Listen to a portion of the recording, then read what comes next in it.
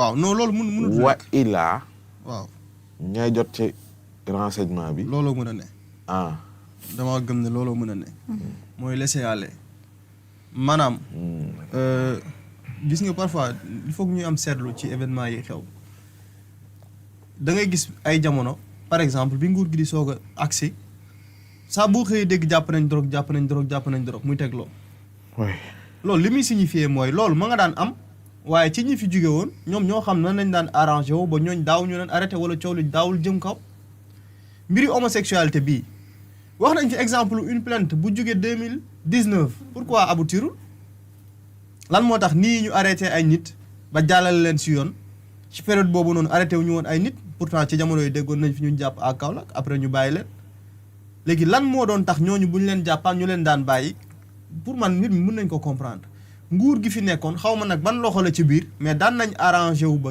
duñ fi inquiété kenn koo xam ne da ngay def fi góor jigéen c'est ça la réalité man ci nguuru Macky Sall mosumaa gis góor jigéen fu mu amee problème man ci réew mii bërki démb gis naa condamnation wu 2 ans ñaari nit 5 ans ñaari nit ñoo xam ne condamné nañ leen pour 5 ans ci acte contre nature bu dul bërki démb yéen kañ ngeen mës a dégg kuñ condamné pour acte contre nature au Sénégal su amee yëguma ko mosuma ko dégg donc lan moo tax ñuy atte sàcc yi di leen tëj depuis des années di atte ñuy def escroquerie di atte ñeneen ak ñeneen mais mosoo leen gis ku ñu atte ci acte contre nature si jamono boobu noonu ñoom nag ñoom explication boobu xëy na dinañ ñu ko jox ñu agsi moment bi mbir mi mel ni lu bees c'est juste parce que rigueur bi si war a am ñu ngi koy soog a appliquer et ci loolu jàpp naa ne am na information yoo xam ne nguur mënu koo bañ a am ñaar mooy am nga yëg ko def ci liñ ci war a def wala mu am ay xeetu pression mbaa ñoom ñu laale ci ba lañ ca war a def dëgg duñ ko ci def donc je pense que yii di xew nii du lu bees lu yàgg a am la li tax nag ñu ñëw ba jamono ji yoon di si soog a def liggéeyam c'est parce que volonté bi moom mooy soog a am et ñu ngi doon interroger wu depuis boobu ak léegi ci taxawaayu ministère de la santé ci mbir mi mu ngi daal di génne ab communiqué de presse ngir addu ci mbir mi donc ñu ngi ciy wax ni suite aux nombreuses questions suscitées par l'actualité concernant la transmission du virus du sida, le ministère de la Santé et de l'Hygiène publique souhaite apporter les précisions suivantes. Le sida est une maladie infectieuse causée par le virus de l'immunodéficience humaine. La transmission du VIH s'effectue essentiellement par 3 voies, la voie sexuelle, la voie sanguine et la voie transmission de la mère à enfant. Le Sénégal a mis en place un programme de lutte contre le VIH-Sida sous la coordination du Conseil national de lutte contre le sida. Le contrôle de la transmission du VIH dans notre pays repose principalement sur l'accès de toutes les populations aux moyens de prévention, notamment l'utilisation des préservatifs au service de dépistage ainsi qu'à l'accès universel aux traitements antirétroviraux. Ces stratégies ont permis de dépister près de 90% des personnes vivant avec le VIH qui connaissent leur statut sérologique et 92% d'entre elles ne transmettent plus le virus. Aujourd'hui au Sénégal, les nouvelles infections sont réduites, la qualité de vie des personnes vivant avec le VIH est améliorée et tout cela a contribué à limiter la transmission au sein de la population générale. Le ministère rappelle que les services de dépistage sont disponibles dans les structures sanitaires publiques et auprès de partenaires. Le dépistage est gratuit, volontaire et confidentiel et permet à chacun de connaître son statut sérologique. Pour les personnes vivant avec le VIH, un traitement efficace et gratuit est disponible dans l'ensemble des hôpitaux et centres de santé des 14 régions du pays. Les personnes bénéficiant d'un traitement efficace peuvent atteindre une charge virale indétectable. Dans ce cas, elles ne transmettent plus le virus ni à leurs partenaires, ni à leurs enfants pour les femmes enceintes.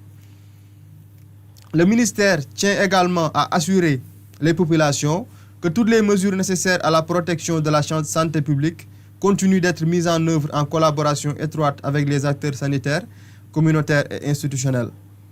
Le ministère invite par ailleurs chacun à faire preuve de retenue afin d'éviter toute stigmatisation qui peut compromettre la continuité des soins et mettre des vies en danger, notamment celles des enfants, et d'adolescents nés avec le VIH qui suivent les traitements essentiels à leur survie. Enfin, le ministère réaffirme l'engagement de toutes les structures de santé à fournir des soins de qualité dans le respect de la dignité humaine, de la confidentialité, de l'éthique, des règles déontologiques.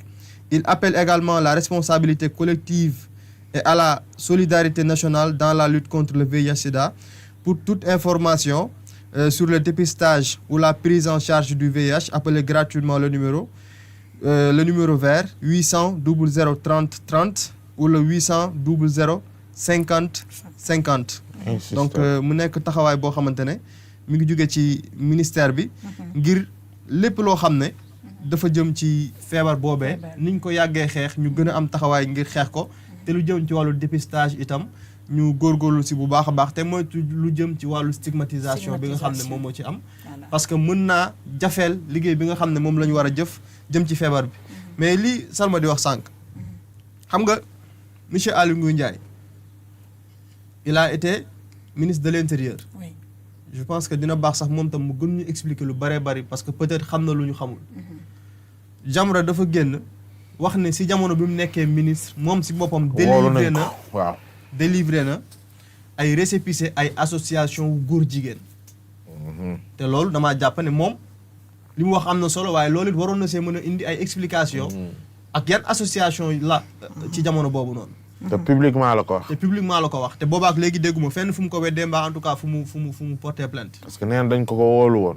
d'accord Aly Ngouille Ndiaye ko woolu ñëw ne ko yow li may dégg ngay wax nii. waaw lan la. mu ne ko su ma xamoon ni lii nga may wool bi may ñëw ay firnde laay indi. waaw waaye dinaa la jox ay tur. yoo xam te ne jàpp naa ko ni en tête mu tuddal ko. waaw ay association ay ONG ba ci ki mu fi tudd démb. waaw ba ki mu fi tudd démb. waaw ne ko yéeg yii am na ci fii. d'accord léegi su waxee ne 46% ci ñi nga xamante ne 49%. ci Dakar toog. wala waaw. maanaam. parce que nee na am na yeneen ci ay régions yoo xamante ne taux bi dina dépassé wala mu toll ci 30% mais Dakar dong taux bi toll na ci 49%. ci ay góor jigéen yoo xamante ne dañoo am sida. maanaam ñi am sida ci réew mi boo ci jëlee 100 personnes 49 yi ñoom ñëpp. góor jigéen. maanaam téeméer boo jël. ñeent fukki yeeg juróom ñeent yi di ay góor jigéen am nañu feebar bii di sida. pour compléter info bi centre bi ngay wax ma nga ca Fann pour nit ñi xam ko. ah waaw. léegi fi ne. léegi lu ñuy wax.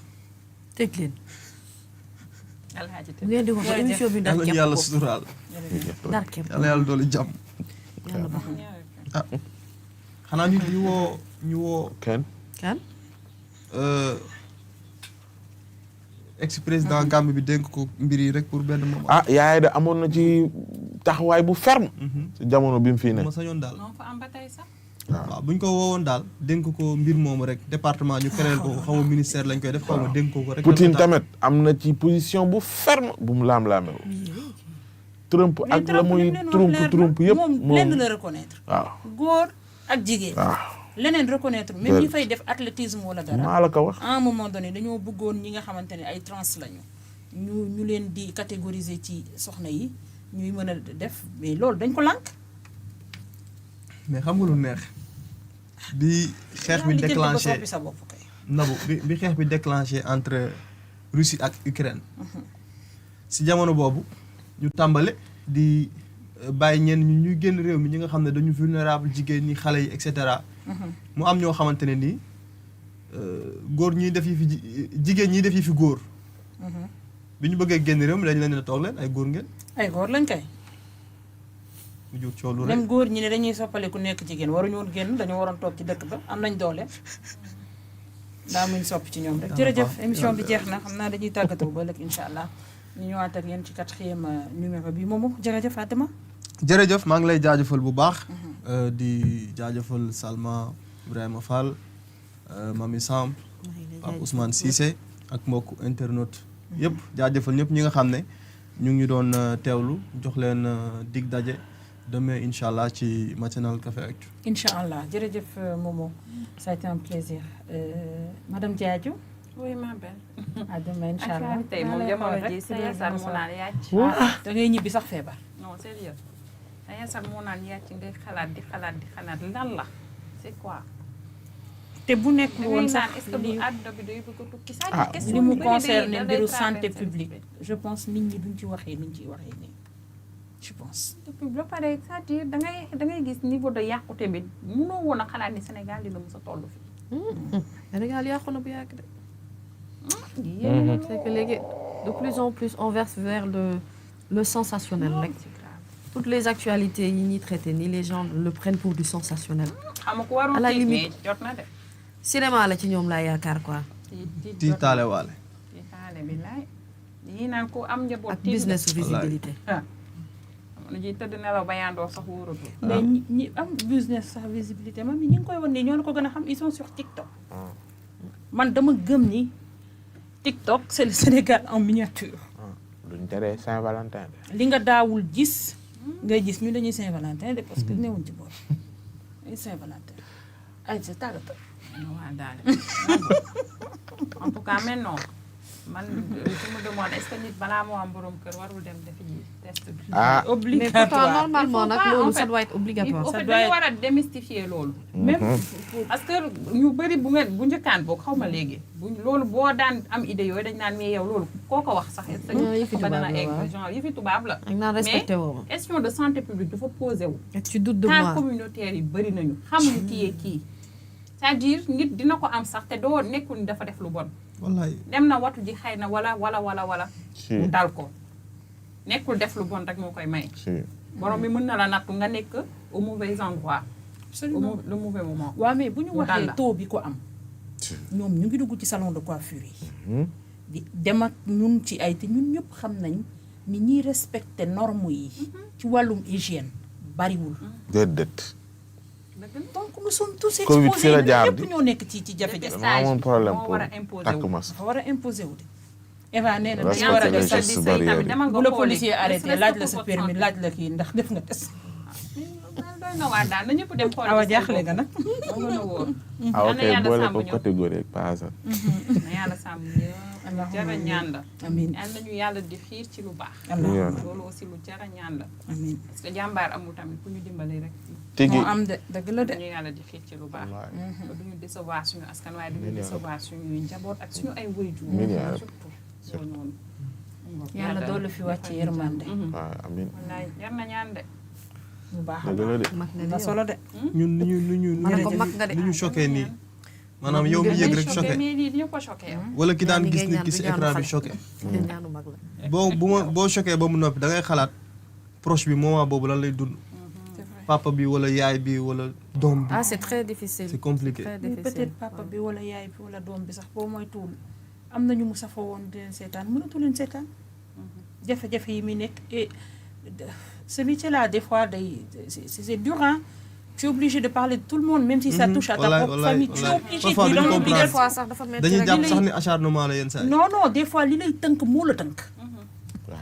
li lay tënk rek moo la tënk mais n'a ñëpp pas xam d'idée. nañ ni même commentaire yi ñuy def à part quelques-uns ñu ci bëri dañ ciy dem avec beaucoup de retenue ndax am na luñ ciy xool tigi mais doy na waar quoi jërëjëf mami à demain incha allah anam njaaju daa tudd dégg nga baal ma ak madame Diadji bilaay